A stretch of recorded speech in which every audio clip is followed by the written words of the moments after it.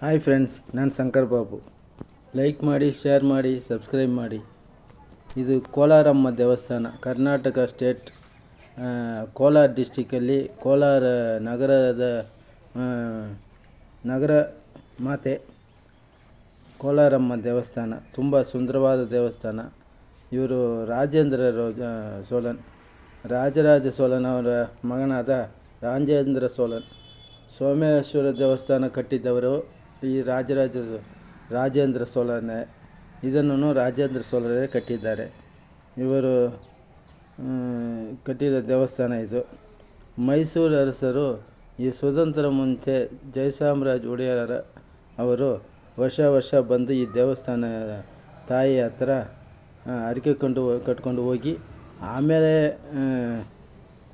ಮೈಸೂರಲ್ಲಿ ಚಾಮುಂಡೇಶ್ವರಿ ದೇವಸ್ಥಾನ ಕಟ್ಟಿದ್ದಾರೆ.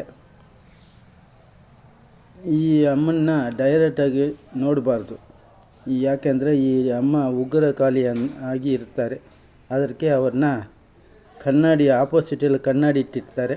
ಆ ಕನ್ನಡಿ ಮುಖಾಂತರ ನೋಡಬೇಕು. ಈ ತಾಯಿ ತುಂಬ ಕರುಣಾಮಯಿಯಾಗಿ ಇರ್ತಾರೆ. ನಗರ ದೇವತೆ ಕೋಲಾರಮ್ಮ 1012 ರಾಜೇಂದ್ರ ಚೋಳರು ಕಟ್ಟಿರ್ತಾರೆ. 12ರಲ್ಲಿ ಒಂದು 1000 ವರ್ಷ ಮುಂದೆ ಕಟ್ಟಿರುವ ದೇವಸ್ಥಾನ ಇದು. ಕಾರ್ತವೀರ್ಯಾರ್ಜುನ ಎಂಬವರು ಜಮದಗ್ನಿ ಮುನಿಯವರ ಹತ್ರ ಇರುವ ಹಸುವನ್ನು ಕಿತ್ಕೊಳ್ಳೋಕೆ ಬರ್ತಾನೆ. ಅವರು ಕೊಡುವುದಿಲ್ಲ. ಅದಕ್ಕೆ ಜಮದಗ್ನಿ ಮುನಿಯವರವ್ರನ್ನ ಕೊಂದಾಕ್ತಾನೆ. ಅವ್ರ ಜೊತೆ ಅವರು ಹೆಂಡತಿಯಾದ ರೇಣುಕಾಂಬೆ ಅವ್ರ ಜೊತೆ ಅಗ್ನಿಯಲ್ಲಿ ಆಗುತ್ತಾರೆ. ಅದನ್ನು ನೋಡಿದ ಮಗನಾದ ಪರಶುರಾಮರು ಕೋಪಗೊಂಡು ಕ್ಷತ್ರಿಯ ವಂಶದಲ್ಲಿರುವವರನ್ನು ಎಲ್ಲರನ್ನು ಕೊಂದಾಕ್ತಾನೆ. ಆ ಕೋಪದಲ್ಲಿ ಈ ದೇವಸ್ಥಾನಕ್ಕೆ ಆಪೋಸಿಟಲ್ಲಿರುವ ಕೆರೆಯಲ್ಲಿ ಒಂದು ಕಲ್ಲಲ್ಲಿ ಸ್ವಯಂಭುವಾಗಿ ನಿಂತಿರ್ತಾರೆ ಪರಶುರಾಮರು. ಇದು ಒಂದು ಕಾಲದಲ್ಲಿ ತುಂಬ ದಟ್ಟ ಅರಣ್ಯ, ದಂಡಕಾರಣ್ಯ ಅಂತ ಹೇಳ್ತಾಯಿದ್ರು.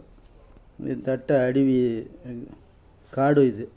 ಈ ಕಾಡಲ್ಲಿ ಈ ದೇವಸ್ಥಾನವನ್ನು ನಿರ್ಮಾಣಿಸ್ತಾರೆ.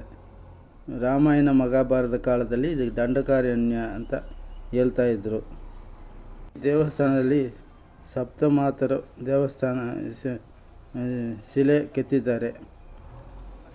ಆದಿಶಂಕರರು ಒಂದು ಕಾಲದಲ್ಲಿ ಇಲ್ಲಿ ಬಂದು ಈ ದೇವತೆ ತಾಯಿಯ ಕೋಪನ ನೋಡಿ ದಕ್ಷಿಣಾಮೂರ್ತಿ ಎಂಬ ದೇವರನ್ನು ಈ ತಾಯಿ ಮುಂದೆ ಪ್ರತಿಷ್ಠಾಪನೆ ಮಾಡಿ ಪಕ್ಕದಲ್ಲಿ ಶ್ರೀಚಕ್ರನ ಪ್ರತಿಷ್ಠಾಪನೆ ಮಾಡಿರ್ತಾರೆ.